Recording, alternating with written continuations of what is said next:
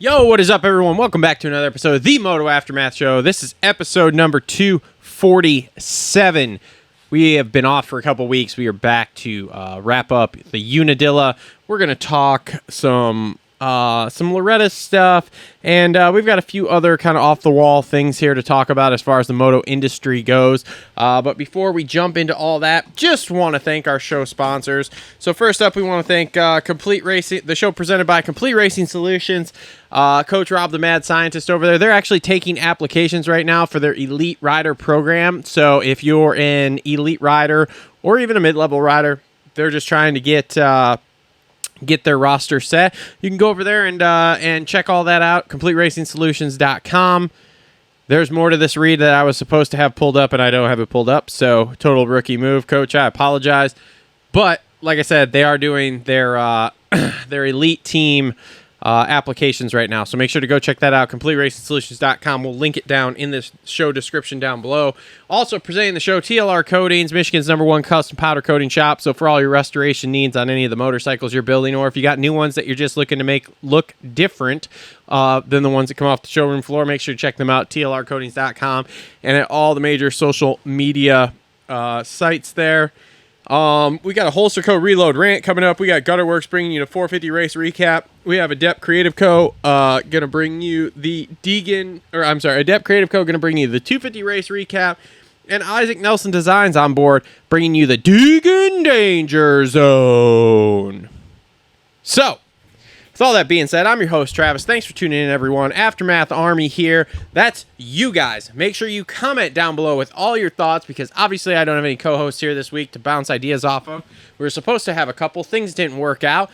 At some point, I'll be able to pay people to show up, and hey, maybe we'll have a co-host every single week then. Who knows? But anyway, let's jump into this here. So your 450 race recap from Unadilla, going to be brought to you by our friends at Gutterworks Gutters. Check them out for all your gutters and exterior home modification needs.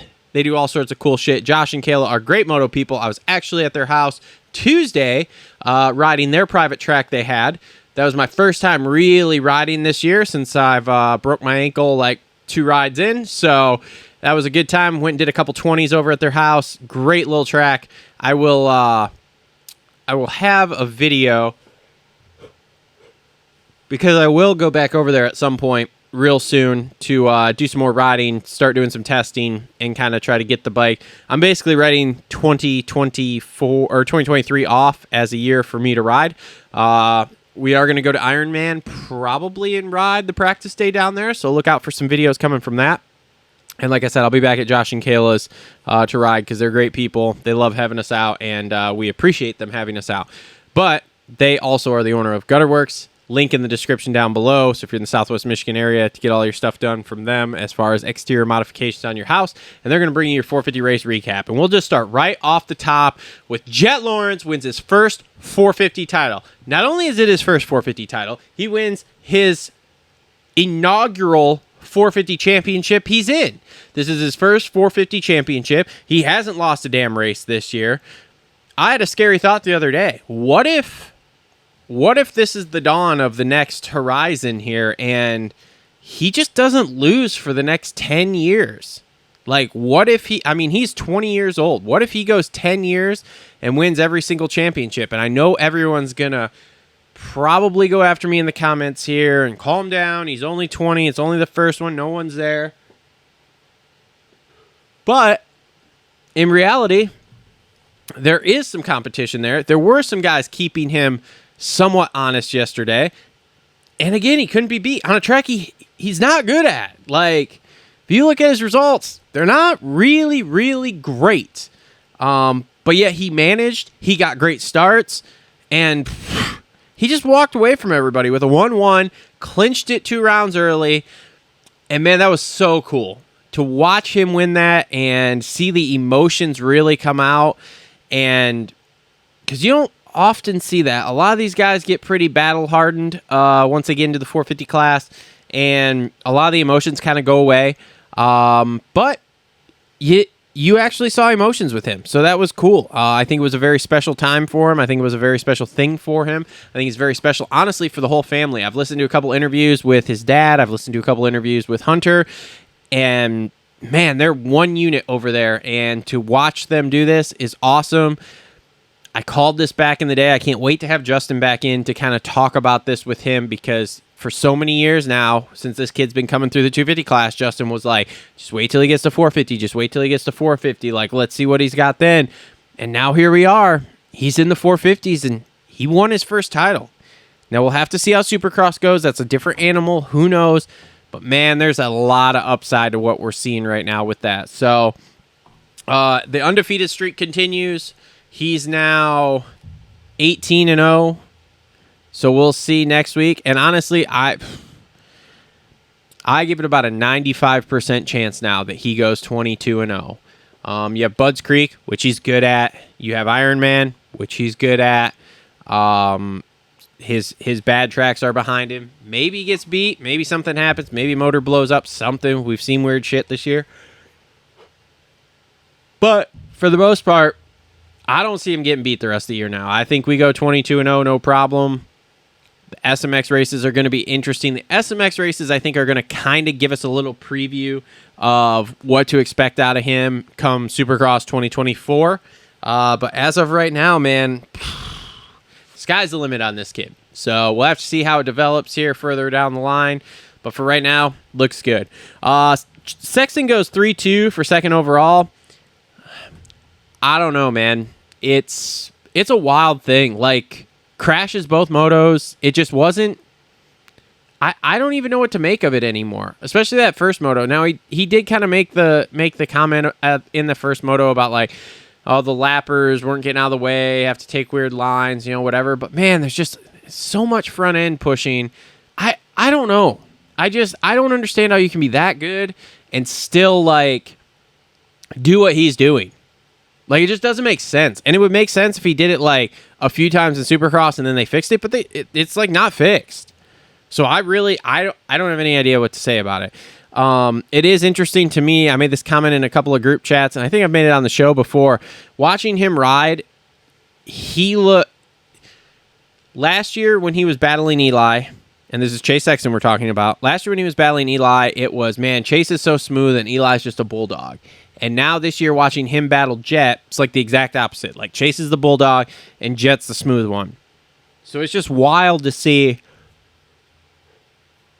how much of a bulldog he looks like here, just trying to power through stuff. But, man, I'll tell you what, he's, like, his starts were better yesterday, so that was kind of cool, but, like, he just didn't make the move. And there was one point there, that first moto, he kind of went like he was going to go inside. That was when he, like, stalled it or whatever, maybe hit a false neutral, I don't know, in that corner.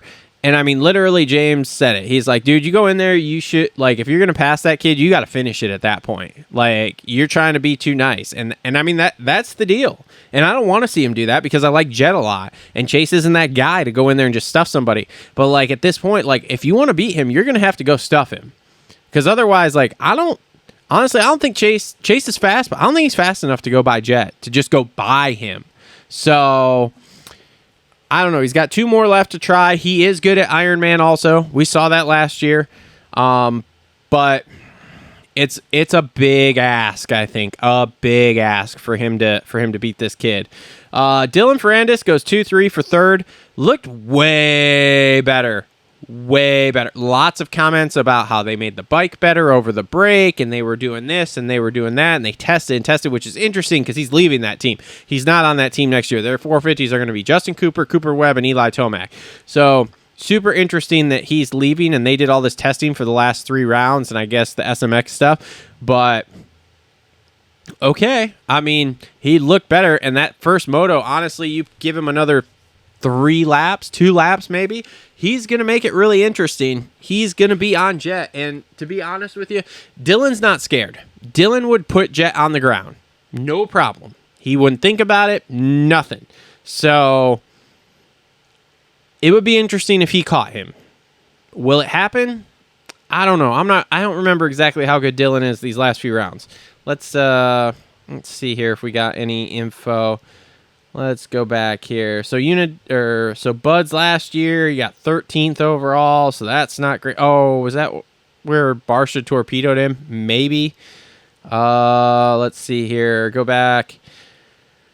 2021, which would be the year he won, he went first overall at Buds and second at Ironman. So maybe, I don't know. We'll have to wait and see. The bike did look better, in my opinion. Justin would probably say different, but who knows?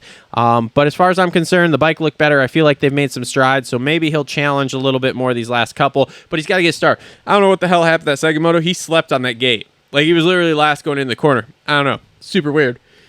Like, when you're on the gate and that 30-second car goes sideways, you're supposed to be locked in.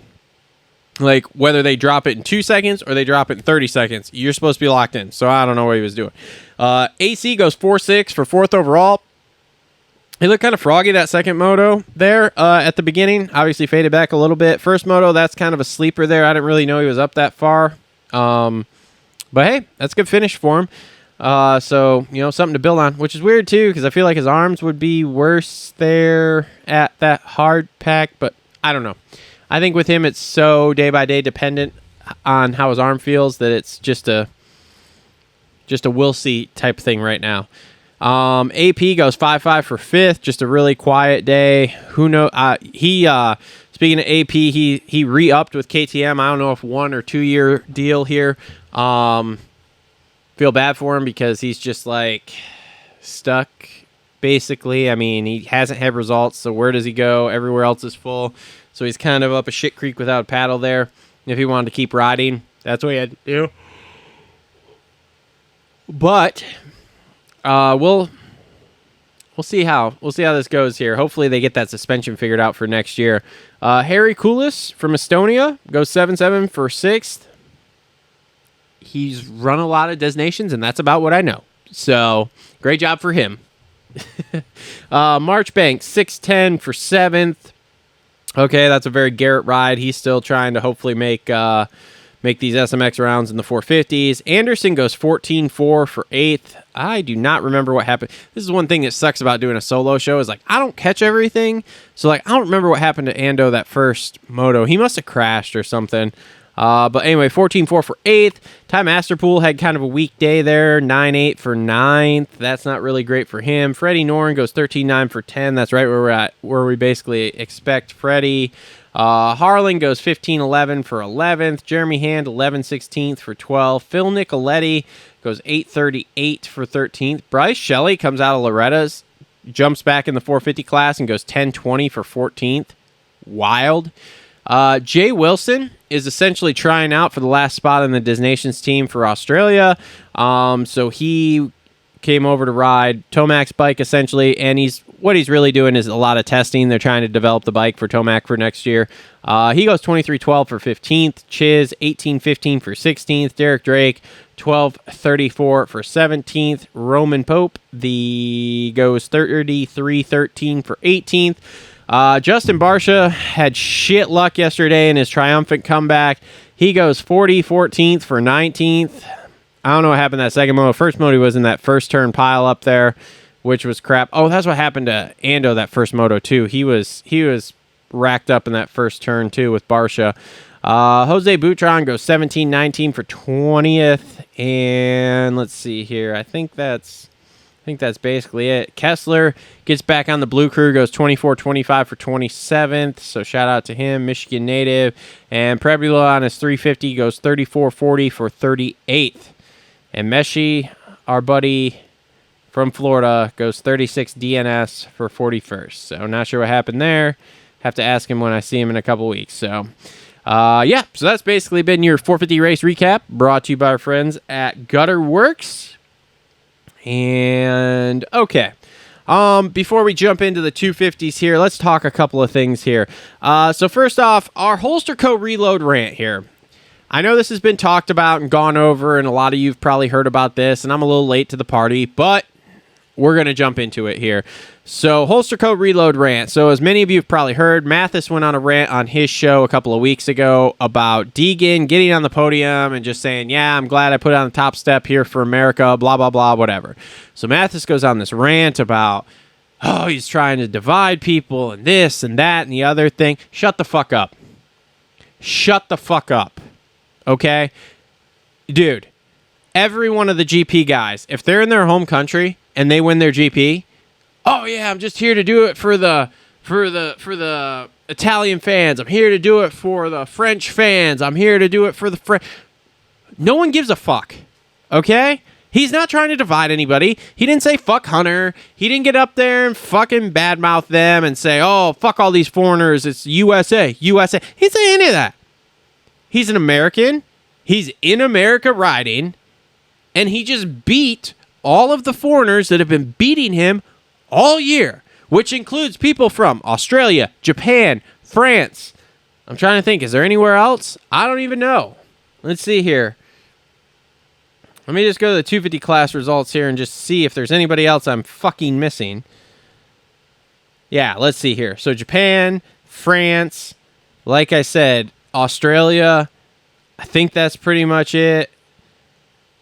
None of the South African guys have been beating him, so whatever. Honduras guys, no. So yeah. So, like, sorry, dude. Like, he's an American. He's pumped that the American in the American series can beat the foreigners. Great, cool. No one gave a shit. In fact, I heard it through multiple people that the crowd was so freaking loud. Jeez, I'm drooling because I'm so mad. So spit mad. That the crowd was so freaking loud for Jett yesterday when he won his title. It was unreal. So, like, get the fuck over yourself, dude. Here's the thing. He's throwing out these loony leftist shit like this about people being divided. Maybe quit dividing people then, Mathis. Like, you're bringing light to this. You're the one who's saying that this is what's happening with this. No one thought that.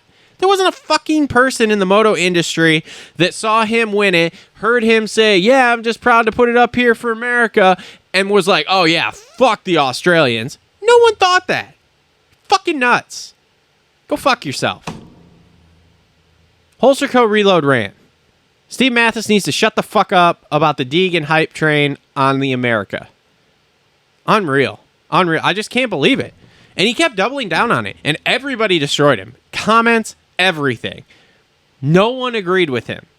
You're a fucking idiot. If he doesn't backtrack this week, I'm going to rant about this again next week.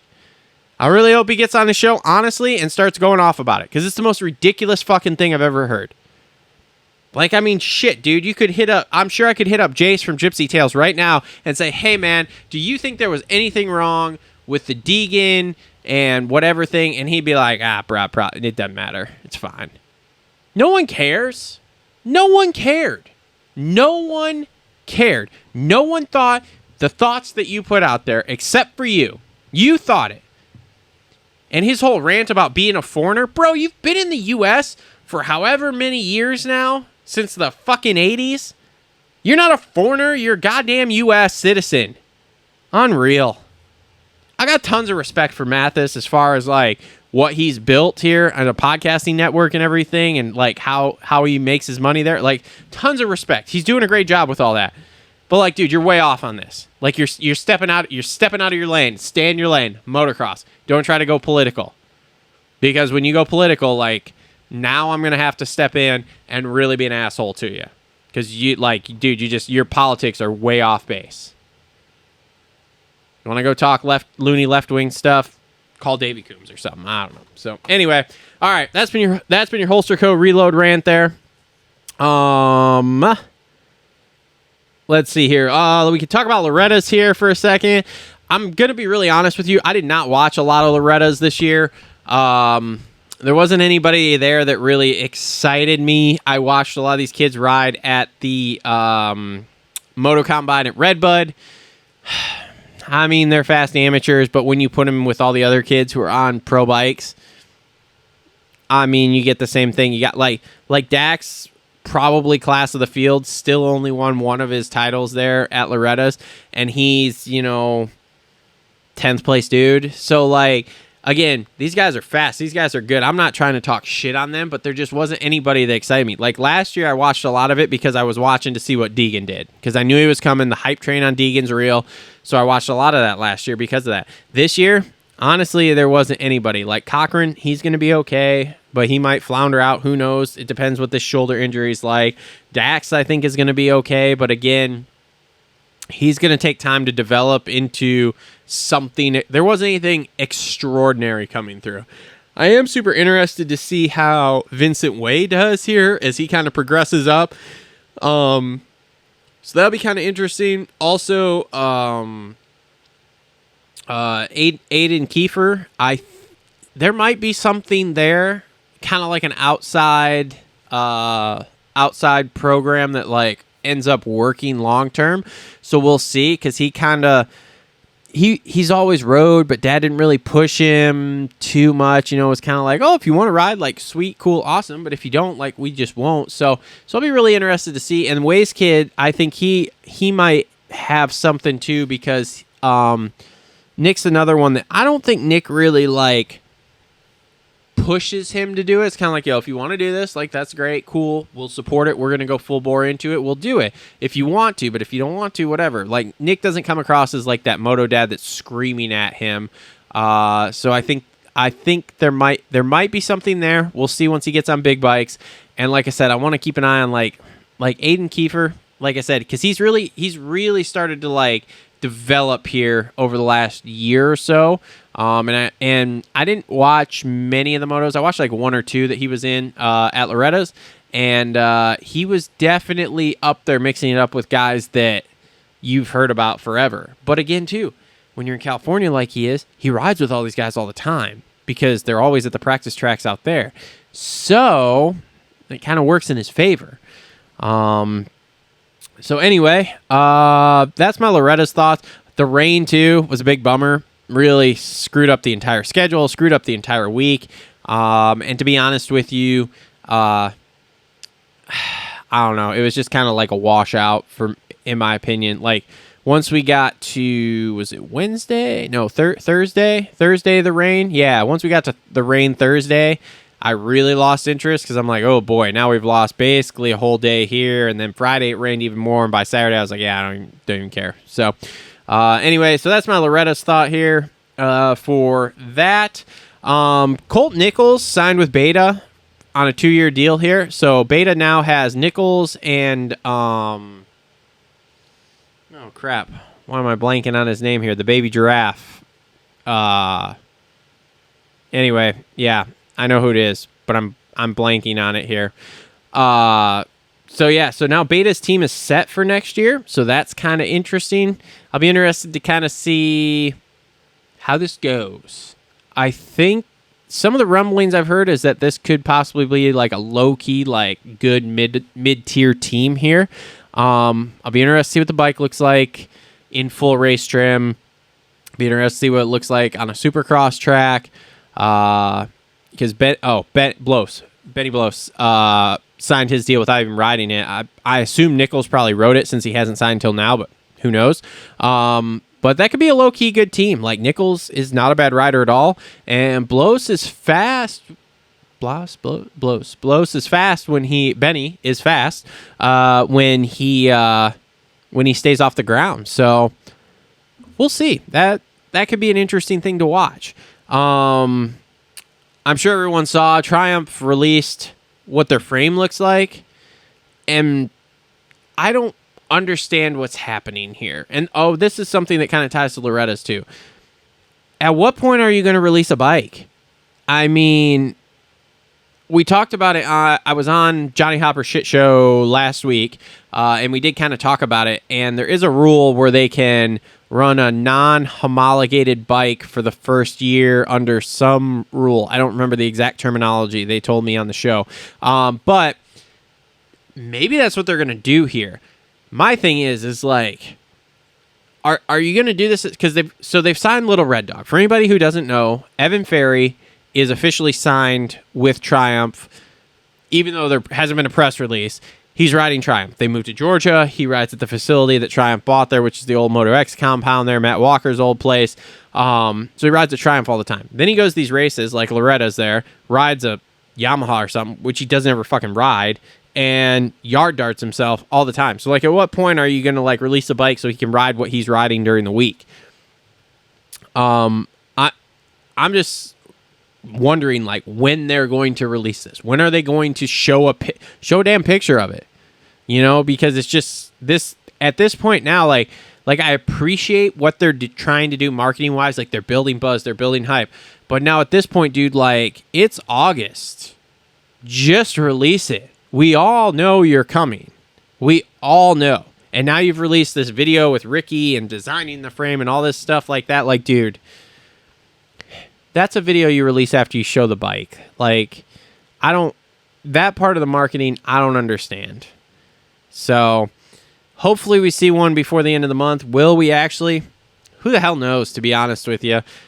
To be really honest with you, if they're not careful with this at this point, there's a high probability they blow this and everybody's like, I don't even care, because they've waited so long. So I don't know. We'll have to see how that goes there, and see when we actually see it. So, okay. Let's move on here. I had something else I wanted to talk about, and I don't remember what it is now. It's a real bummer for me. All right, moving on here.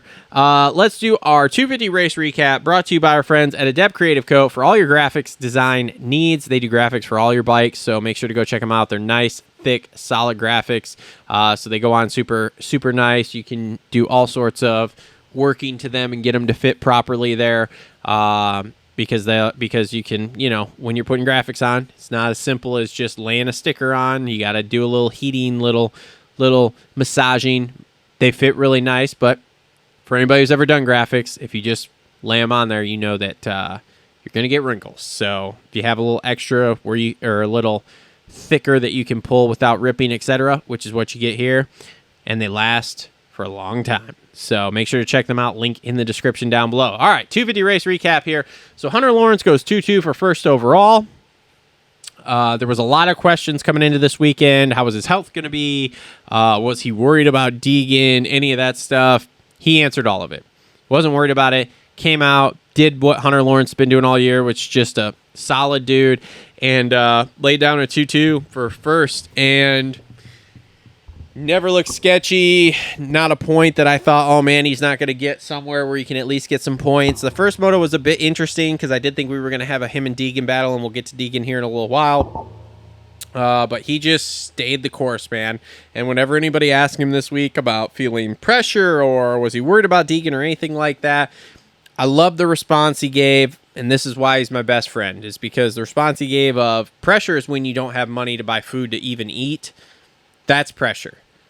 This here of winning a title, whatever, that's not pressure. Really put his balls on the crossbar with that one in terms there, and I'm excited to see how he does these last two rounds. And the crazy thing is too is like you gotta look at the points here. He's up by 20 something now. He should be wrapping this title next week, but you get the DNF from the first turn crash, you get the DNF from the motor blowing up, and you get that 7-point penalty. There's 57 points he missed out on. So, which happens, as like I said, we'll get to with Deegan here, but you give him those 57 points back, even 50 of them. Let's say he had a couple motos where he didn't win there. You give him those 50 points, and all of a sudden he's like 70 up, and he wraps this title next week. So, will he wrap it before Ironman? I don't know. I hope not, because I kind of want to be around a championship celebration of some sort. So I hope he doesn't wrap it early. Like, he could wrap it like first moto of Ironman. That'd be cool. But I hope he doesn't wrap it any earlier than that, because I've never been around a championship celebration. So that'd be kind of cool to see. So anyway, Levi Kitchen goes 1-4 for second. That first moto, he was on fire. I don't know where he came from. On fire, though. And just ran away from everybody. And man, that was a good moto for him. I do wonder, like, when he's going to get straightened out here where he doesn't just have these random good motos and the rest of the time is kind of like meh. So, I mean, fourth is really good, but it's still, it's meh. It's not winning. So, that first moto basically came out of nowhere, ran away from everybody. Hopefully next year when he gets on that PC bike, it kind of levels him out a little bit, but we'll see. But good day for Levi. I mean, second overall and a moto win. I'd take that all day long. So, Justin Cooper goes 5-1 for third. That first moto. They talked a lot about that new steering stabilizer he had on there, and maybe that was the issue first moto, and then the second moto when they took it off, it was like letting a wild animal out of a cage, dude. He just ran away from those guys and put 10 seconds on Hunter, which was good. And I mean, Hunter started to reel him in, and Justin just took back off. So that was a really, really good second moto from Justin Cooper there, and kind of more of what I thought we would see all year, which of course we haven't. So I don't know. It's been a good season for him. Don't get me wrong. Like, it hasn't been a complete wash, but like I've said it before, and I'll say it again. In those first 4, even with the one he didn't race, the first 3, I really thought he would do more as far as like running away from these guys. So I don't know. Joe Shimoda goes 3-3 for 4th, and so my thoughts on him yesterday were, this is the Shimoda that we kind of all thought we were going to see all year.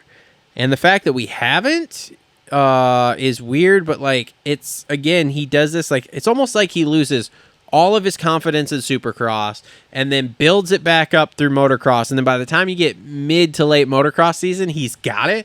So maybe what'll happen is when we get into these SMX rounds, maybe all of a sudden he'll be like full bore, and like, that'd be crazy if he won the SMX title there. But we'll have to see. He's doing a lot better. 3-3 on the day is awesome. It rough that he goes 3-3 for 4th, but whatever. Max Volan goes 4-6 for 5th. We'll just see when he's not on KTM next year how it goes, because I don't have a real good answer for Max right now.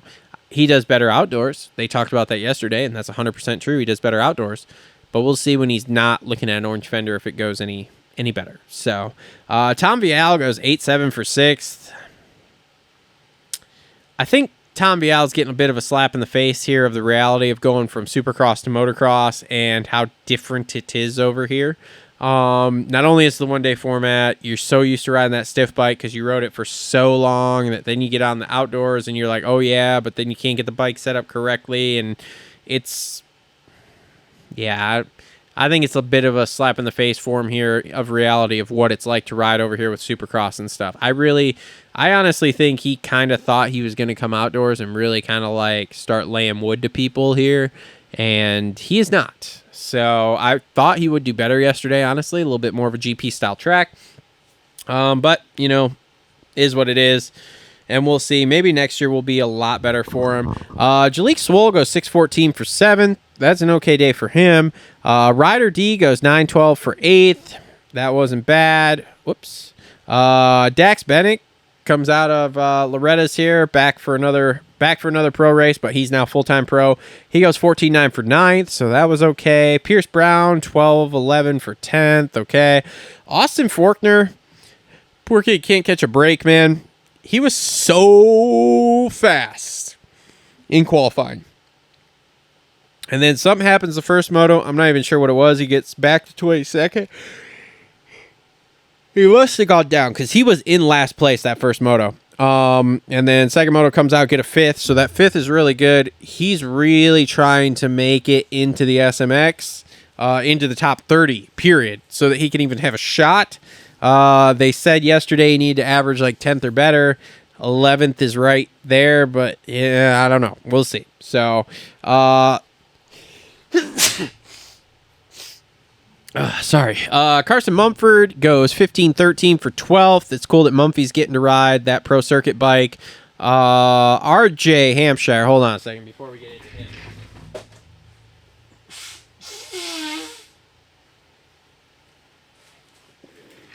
Sorry, got some allergies going on there. So RJ Hampshire goes 7 DNS and fucking ragdolled himself that second moto. If you haven't seen that video, go look for it. You can find it. It's on Instagram. He just ragdolled himself into oblivion and woke up the next day. Like, man, and my thing is like, how many more times are you going to bounce off the ground like this dude before you're not going to get back up? Like, at this point in his career with his age, I think he's like 27 now, and everything he's gone through, I just question how many more times are you going to do stuff like this before you don't get back up? And he's still fairly young. He's got kids. He's got a wife. Like, dude, maybe it's time to call this a career here for your own health, because, man, dude, like, you just cannot not. And I don't know why. But that might be something to seriously think about, because like this is, on a personal level, this is like a worried for this guy's health personally, because Cause man, dude, that was another one that was just gnarly. Like I watched it a couple times today. I was like, oh my god, and he was just out, just ragdolling down that hill, going into the finish line there. So hopefully he's okay. I heard he is, but man, dude, I'm just. Might be time to start looking for something else, bro. Maybe go play baseball or something. So, Hammaker was pretty fast all day, but then a couple crashes. Wasn't great. So, 24-8 for 14th. Preston Kilroy goes 13-16 for 15th. Styles Robertson comes back. Good start that second moto before they red flagged it. He's 11-18 for 16th. And here we go. Pause.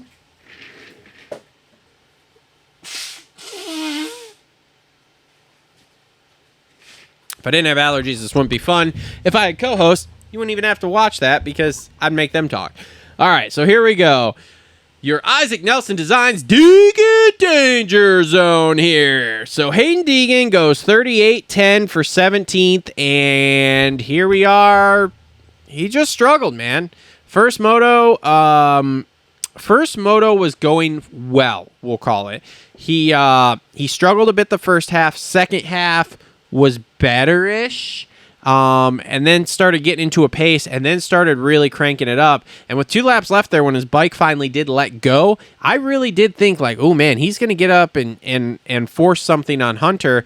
And to be honest with you, I was a little like, oh, boy, this could get sketchy because he's not scared.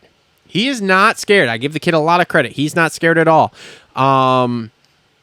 But we never got that opportunity. We were cruel fate denied us the opportunity to see that. His bike let go. I feel for the kid. That sucks. He like I said, the second half of that first moto, he was riding well.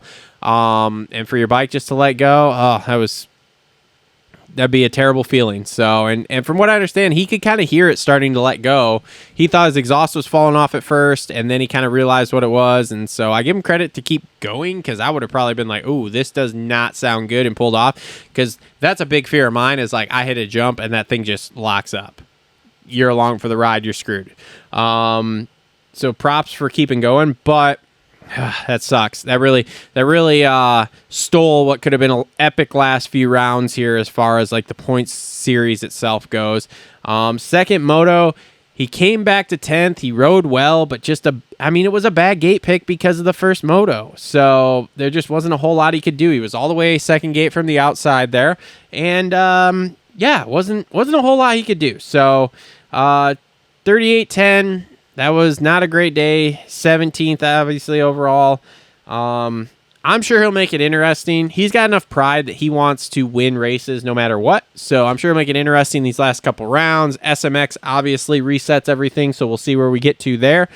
That's all I got for today with him and the Deegan Danger Zone. I don't have a lot. I'd love to sit here and talk a bunch of crap.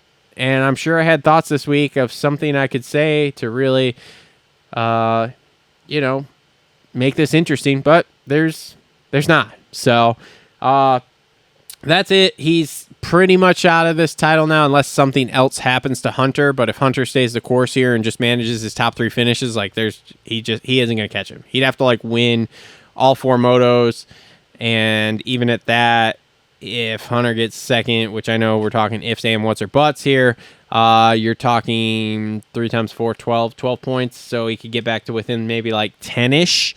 But I don't know. Anything can happen, as we've seen. So maybe something happens at Bud's next week, and then that makes Ironman super interesting. But as of right now, it's kind of done. So anyway, Talon Hawkins goes 17-15 for 19th. Derek Kelly goes 18-19 for 20. Let's see here. Anybody else? Nope.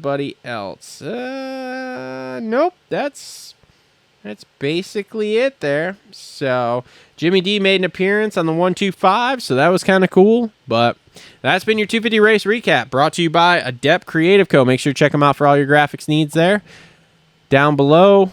And that is basically going to be the show, I think.